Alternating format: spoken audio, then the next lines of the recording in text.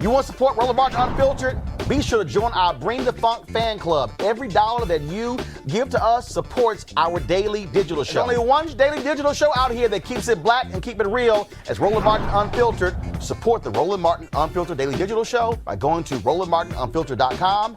You can make this possible. We talk about what happens here with these folks, but we got to remember when we talk about these police officers, not everybody, not every cop is white. Joseph Mensah, the Milwaukee cop responsible for fatally shooting 3 people over the last 5 years while on duty, has resigned. In February, Mensah shot and killed 17-year-old Alvin Cole outside of the Mayfair Mall. Cole was running from the police with what police say was a stolen handgun. Cole pulled the handgun out while running from the police and accidentally shot himself in the arm. He allegedly pointed the gun at Mensah when he was told to drop it, and that's when Mensah opened fire, killing him. But Mensah, y'all, has a very nasty track record. His last day is November 30th. This guy has actually killed others. He has not been on the force for a very long time. This, Reese, is where we talk about not white, but blue. Right. And, you know, it's just a pattern. It's just a pattern. It's a culture that is pervasive and it transcends race. Obviously, you know, it's more pervasive to me from the from white racists, but white nationalism, white supremacy is not a strictly white ideology. There are black people that are foot soldiers of white supremacy, and so, you know, it's a culture. And you know, I'm actually a little surprised that he just simply resigned, because a lot of times when black people do this, or even sometimes Latino, depending how white presenting they are, or not, usually they do suffer more consequences than their white counterparts do. But, you know, the victim was black in this case, so that, you know, obviously gets them off a lot more versus if it were a white woman, like the Diamond person, I think that was, and when, you know, that black cop went to jail. But it's sickening. And I mean, I just don't have the answers. Now, here's what's unbelievable. This is from a local TV station in Wauwatosa. Wauwatosa police officer Joseph Mensah to be paid $130,000 as he resigns from police department. According to this statement here, all pay earned and not paid to the date of resignation. So he is walking away. According to this agreement, Mensah is entitled to all unused and unpaid accrued vacation time, accruing vacation, overtime, professional leave, and longevity per his bargaining agreement through the date of resignation. He is also entitled to all pay earned but not paid through the date of his resignation on November 30th. The city has also agreed to pay Mensah severance payments equivalent to 13 months' pay through December 31st, plus Mensah's share of the cost of health insurance continuation. That adds up to $19,500 in deferred compensation and a one-time severance payment of $15,000. Both payments will be taxed as required by law. The previous payments from the city to Mensah add up to a total of at least $45,000. So along with severance, along with benefits, Mensah is going to walk away after killing 3 people in 5 years, Erica, with $130,000. Yep. Of course he is.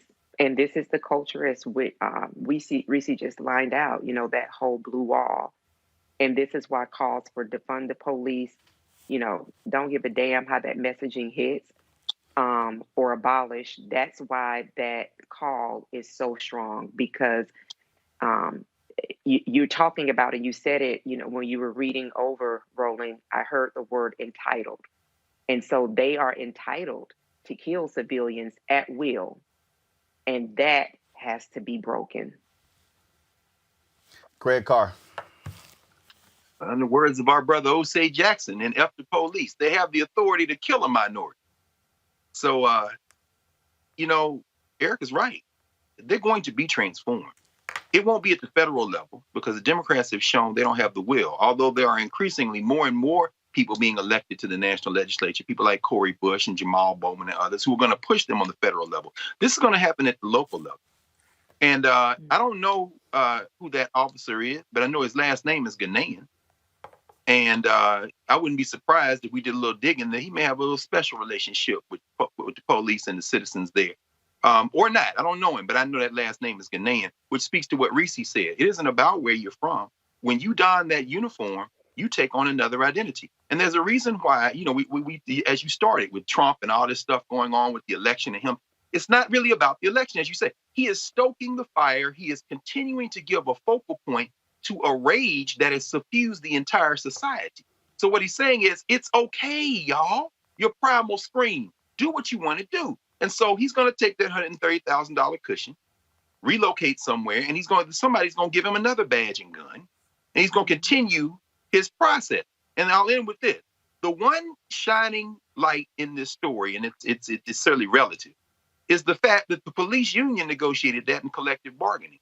But the Democratic Party, if they want to continue as a unified party, need to understand is that labor, what you've showed us over and over on this show, organized labor is one of the keys to changing this entire situation.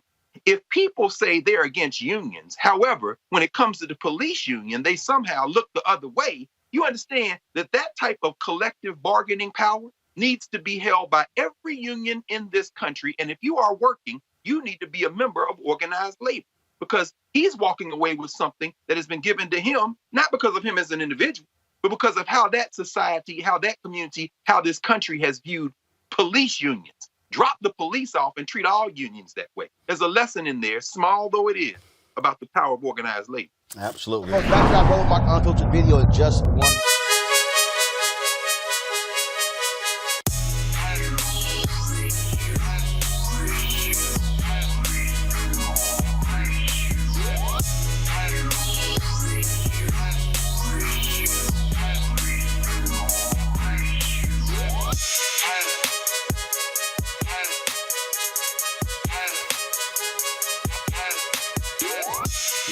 Hey, folks at Seek.com, they're supporters of our show, and they have two fantastic products, this virtual reality headset right here and the 360-degree 4D headphones.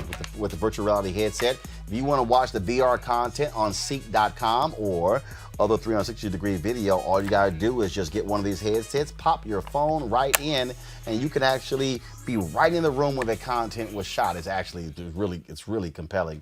It's really compelling content there. One of the things that I also love about it is, Ken, watching this video, people who've been hang gliding on roller coasters and things along those lines, and you literally feel like you're right there with them. They also have, of course, the headset, which you can use for gaming, for music, for videos, you name it.